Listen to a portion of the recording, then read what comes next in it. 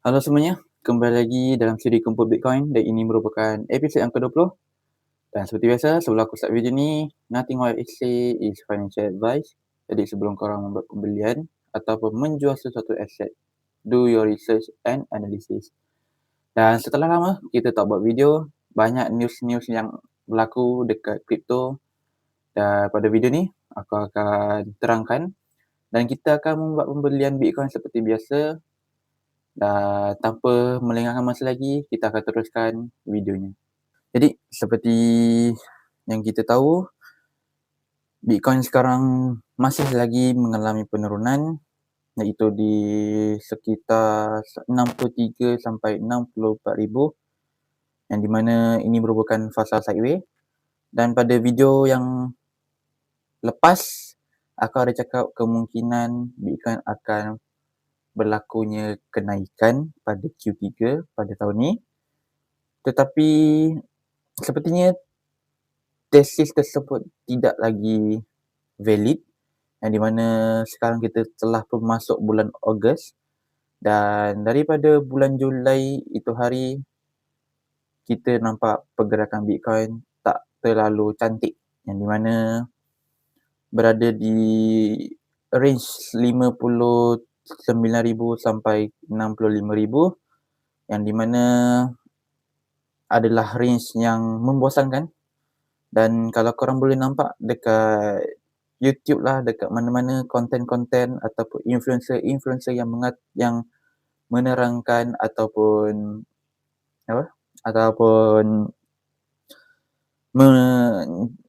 membuat konten tentang kripto ni, semuanya sudah senyap. Yang di mana disebabkan hype tu tak kuat, diorang tak adalah buat konten ni. Tetapi aku tidak. Aku nak buat video Kumpul Bitcoin ni sebab aku nak jadikan aku punya documentation untuk aku belajar, untuk aku tunjuk pada diri aku sendiri bahawa aku telah pun invest pada umur yang sangat awal. Dan itu untuk yang pertama. Yang keduanya adalah kes cold wallet kena hack yang di mana pada beberapa hari yang lepas Bitcoin ataupun ada 2,055 Bitcoin kena hack sebab ada bug. Ada bug daripada wallet tu.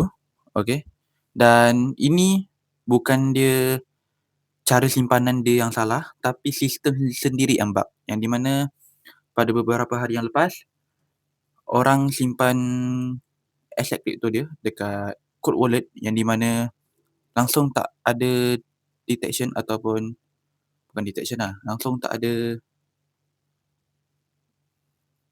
relationship between internet dengan wallet tu sendiri. Even dah cold wallet sekalipun kena hack, yang disebabkan oleh sistem yang fail, yang di mana terjumpanya bug. Dan hacker tu berjaya dapat 2,055 Bitcoin, yang di mana kalau kita jadikan kepada US dollar berjumlah 130 juta US dollar, yang di mana kalau kita tukar ke ringgit Malaysia, korang sendiri kira lah berapa kayanya hacker tu. Dan oleh sebab itu, sebagai seorang investor yang pegang aset tu sendiri, korang perlu tahu, korang perlu belajar ilmu-ilmu yang perlu korang belajar untuk korang secure korang punya aset, especially untuk yang pemula lah macam aku pun mesti belajar. Even though aku dah belajar apa itu hot wallet, cold wallet, even though aku pun dah belajar apa itu seed phase lah, lepas tu belajar lagi anything yang for me, aku rasa baru je beginner, tak terlalu dalam lagi ilmu aku. Itu pun dah sangat-sangat, bagi aku itu adalah bare minimum untuk korang able untuk secure korang punya aset. Tetapi aku tak jamin, sebab even though kita tengok pada kes yang baru jadi ni, orang bukan simpan dekat exchange, orang bukan simpan dekat hot wallet, tapi orang simpan dekat cold wallet. Cold wallet, okay? Yang di mana kebanyakan cold wallet ni dijamin ataupun dipercayai susah untuk dihack. Tetapi setelah kes ini berlaku, kepercayaan kepada self custody ini semakin berkurang lah. Dan oleh sebab itu, macam aku cakap tadi, korang kena belajar ilmu. Bukan saja korang kena belajar aset apa yang korang beli, tapi korang kena belajar juga macam mana nak simpan aset yang korang beli. Dan ini adalah high risk. Inilah salah satu risk kalau korang invest dekat kripto. Dan disebabkan itu, hacker pun cubalah untuk mendapatkan duit daripada hacking wallet-wallet yang ada kripto. Dan oleh sebab itu, yang kita tahu, demand untuk kripto ni untuk sekarang ni bagi aku dah meningkat, okay? Kalau kita compare dengan tahun 2014, 2015, demand tu tak setinggi sekarang. Sebab influencer dah bercerita dan juga menerangkan kripto tu apa, dan institution pun dah masuk kan, macam BlackRock lah, apa lagi, MicroStrategy dan hedge fund yang terdedah dengan cryptocurrency ni, diorang pun dah start masuk ke dalam bidang ni. Dan disebabkan itu, bila demand tinggi, mestilah harga pun tinggi. Kalau kita tengok sekarang, walaupun Bitcoin dekat range 63,000, dan ini boleh dikatakan sebagai fasa sideways, yang orang tak ada minat langsung nak beli. Tetapi kalau hacker dapat hack aset yang ada kriptonya, memang sangat untung. Macam aku cakap tadi, total Bitcoin yang kena hack adalah 2,000 lebih. 2,000 ke 5,000 lebih, aku lupa. Tetapi dia punya jumlah amount dia, kalau kita tukar kepada US dollar, adalah 130 juta USD. Dan itu adalah news yang kedua. Dan news yang terakhir untuk video kita pada kali ini adalah inflation rate, ataupun kita panggil FOMC, yang di mana pada 30 Julai yang lepas, The Fed telah pun membuat FOMC meeting, yang di mana keputusannya adalah diorang hold interest rate diorang di 3.5 sampai 3.75%, yang di mana oleh sebab itu harga Bitcoin berada di level yang sideways lah, level yang orang tak ada interest nak beli. Dan kalau kita boleh tengok daripada aset-aset lain pun, semua pun sama. Dan oleh sebab itu, bagi aku adalah masa yang sesuai untuk kita accumulate kita punya duit untuk membeli aset-aset investment ni. Yang macam aku tunjuk dekat post, kalau korang boleh tengok, aku ada letak chart Bitcoin, lepas tu aku ada bagi sedikit message lah dan juga strategi. Tetapi itu depends kepada korang, dan aku pun, for me, kita accumulate dari awal itu lebih baik. Sebab kita tak boleh timing in the market, tapi kita boleh ready in the market. So, kalau orang tanya macam mana nak timing in the market, memang tak boleh. Sebab kita bukan hedge fund, kita bukan investor yang betul-betul pandai, tetapi kita boleh be ready in the market. Dan untuk be ready in the market, kita janganlah buat kesalahan-kesalahan yang menyebabkan kita tu rugi sebelum kita dapat untung. Contohnya, kita beli aset tu guna hutang. Kita membuat investment dengan leverage. Kalau let's say kalau aset tu kita beli and then ngam-ngam masa tu aset tu harganya turun, bearish, memang habislah. Korang nak kena cari duit lagi. Macam mana korang nak bayar hutang yang kau pinjam duit tu? Kalau untung, apa cerita? Kalau untung pula, let's say korang beli pakai leverage, korang beli terus terbang. Korang kena fikir juga, tak semua return tu korang dapat. Korang kena dividekan duit korang tu untuk bayar balik hutang yang korang guna untuk beli investment tu tadi.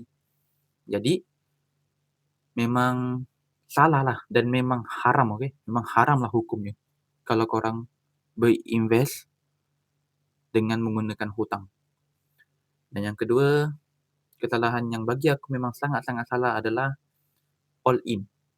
Okey? Jangan all in langsung dalam investment. Sebab kita tak tahu anything can be happen. Macam yang kes yang tadi aku cakap, wallet kena hack. Let's say kalau kau all in 30,000 dan kau kena hack, ngam-ngam masa tu kena hack, habislah kau. Memang kau rugi dan duit yang kau kumpul tu untuk beli Bitcoin tu semuanya sia-sia. Dan korang kena kerja lebih kuat. Korang kena kerja lebih kuat untuk dapatkan duit tu balik, nak dapatkan modal tu balik. Dan memang ambil masa lah. Jadi, jangan all in, jangan guna leverage. Ini adalah dua kesalahan yang paling haram lah dalam investment. Dan juga ada kesalahan-kesalahan yang lain, korang boleh tengok dekat YouTube ataupun channel orang lain sebab kalau nak elaborate kat sini sangat panjang. Dan sebagai seorang investor ni jangan lupa untuk konsisten, untuk sabar dan terus belajar. Even though aku beberapa minggu ni aku tak buat video langsung sebab aku sibuk, aku pun tetap follow news-news yang berlaku dekat cryptocurrency ni. Macam tadi, macam kes kena hack, lagi inflation rate, lagi apa lagi? Lagi price action daripada Bitcoin dan juga news-news yang lain lah. Jadi sebagai seorang investor, korang perlu rajin dan juga ini yang penting. Ini yang paling penting sebelum korang membeli apa-apa aset tu, do your research and analysis. Okay? Maksudnya adalah korang kena check dulu. Korang kena cross check dulu aset yang korang beli ni sesuai tak dengan korang. Aset yang korang beli ni berapa banyak untung yang dia boleh bagi, berapa banyak rugi yang dia boleh bagi. Dan bila kau dah ada, kita panggil fundamental, sesuatu aset tu, korang baru boleh buat pilihan yang tepat. Sebab kalau korang dah ada pilihan yang tepat, korang mesti tak akan rugi. Even though kalau kau nak cakap market tiba-tiba bearish lah, okay? Let's say lah tiba-tiba bearish, korang tak akan sepenuhnya rugi. Korang masih boleh secure korang punya duit. Betul. Korang boleh trimming, korang boleh rebalancing korang punya portfolio. Kalau korang beli tanpa fundamental ataupun kita panggil korang beli sesuatu aset tu tanpa buat cross check tentang aset tu apa benda, memang korang akan rugi lah. Dan korang pun takkan tahu bila korang nak exit, bila masa korang nak entry. Jadi macam aku cakap tadi, sebagai seorang investor perlu rajin cari maklumat, cari dia punya fundamental, apa benda aset ni offer, apa benda aset ni boleh bagi korang untung berapa banyak, rugi berapa banyak. Dan aku rasa itu saja. Dan seperti biasa, kita akan teruskan pembelian Bitcoin kita. Jadi seperti biasa, kita akan membuat pembelian Bitcoin kita dengan menggunakan exchange yang sama iaitu Luno. Dan seperti biasa, kita akan beli dengan amount yang sama iaitu kita tekan RM50. Kita dapat 0.0019. Kita beli, kita swipe. Dan pembelian Bitcoin kita telah pun berjaya. Dan di sini kita tengok Bitcoin kita sekarang ada 0.003 iaitu sedikit lagi untuk capai 1 Bitcoin. Tapi maybe around 25 episod lagi mungkin, sebab dengan amount yang kecil. Disebabkan amount yang kecil, oleh sebab itu untuk capai 1 Bitcoin tu pun ambil masa yang lama lah. Okey, jadi aku rasa itu saja untuk video kita pada kali ini dan macam aku cakap tadi, sebagai seorang investor perlulah rajin untuk membuat segala benda yang penting sebelum korang invest dan korang jauhkan segala perkara yang haram dilakukan oleh sebagai seorang investor. Dan untuk korang punya information, kalau korang ada plan, bukan ada plan lah, kalau korang nak buat website untuk korang punya business ke, untuk korang punya personal branding ke, kan, dan korang tak tahu macam mana korang nak buat ataupun korang tak tahu who can help you to do, korang boleh pergi dekat aku punya IG, korang boleh chat kat sana untuk minta tolong untuk aku buat sebab sekarang ni aku ada sekarang ni aku membuat website menggunakan internet lah, okey. Kita buat website menggunakan AI, tapi aku tak fully AI, aku pun tetap akan buat handmade, okey. Mungkin around setengah-setengah, okey. Dan kalau korang berminat, korang boleh pergi dekat aku punya Instagram dan ya, aku rasa itu saja info yang aku ingin bagi tahu dan ya, sampai jumpa di Kumpul Bitcoin episod yang ke-21.